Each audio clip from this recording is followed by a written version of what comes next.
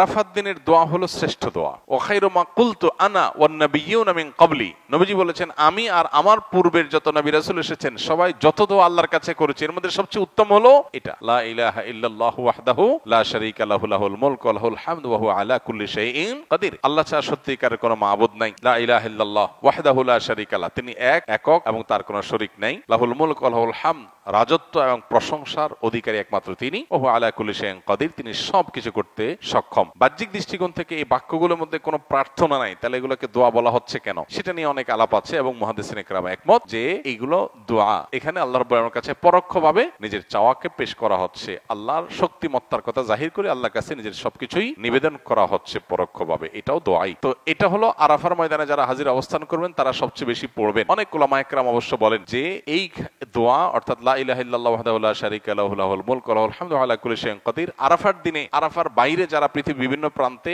গায়রে হাজি যারা আছি তারাও পড়তে পারেন, বরং আরাফার দিনে তাদের এটা পড়া উচিত এবং এ ব্যাপারে অনেকে রেকমেন্ড করেন।